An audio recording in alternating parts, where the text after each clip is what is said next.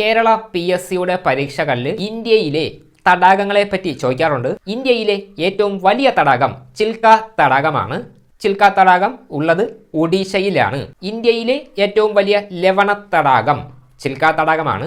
ഇന്ത്യയിലെ ഏറ്റവും വലിയ ശുദ്ധജല തടാകം ഊളാർ തടാകമാണ്. ഊളാർ തടാകം ഉള്ളത് കാശ്മീർ താഴ്വരയിലാണ്. ദക്ഷിണേന്ത്യയിലെ ഏറ്റവും വലിയ ശുദ്ധജല തടാകമാണ് കൊല്ലേരു തടാകം. കൊല്ലേരു തടാകം ഉള്ളത് ആന്ധ്രാപ്രദേശിലാണ്. ഇന്ത്യയിലെ ഏറ്റവും വലിയ മനുഷ്യ നിർമ്മിത തടാകമാണ് ഗോവിന്ദ് ബല്ലഭ് പന്ത് സാഗർ. ഇത് സ്ഥിതി ചെയ്യുന്നത് ഉത്തർപ്രദേശിലാണ്. ദക്ഷിണേന്ത്യയിലെ ഏറ്റവും വലിയ മനുഷ്യ നിർമ്മിത തടാകമാണ് നാഗാർജുന സാഗർ. ഇന്ത്യയിലെ ഏറ്റവും വലിയ ഉൾനാടൻ ലവണ തടാകം സാംബർ തടാകമാണ്.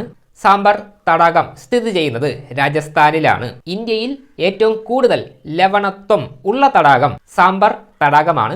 ഇന്ത്യയിലെ ഏറ്റവും വലിയ ഓക്സ്ബോ തടാകം കൻവർ തടാകമാണ്. കൻവർ തടാകം സ്ഥിതി ചെയ്യുന്നത് ബീഹാറിലാണ്. ഇത്രയും കാര്യങ്ങൾ പ്രധാനമായിട്ടും പഠിച്ചു വച്ചേക്കണം. ഇന്നത്തെ ചോദ്യം, ഇന്ത്യൻ നാഷണൽ കോൺഗ്രസിൻ്റെ പ്രസിഡന്റായ ആദ്യത്തെ ഇന്ത്യൻ വനിത ആരാണ്? ഇതിൻ്റെ ആൻസർ കമൻ്റ് ഇടുക.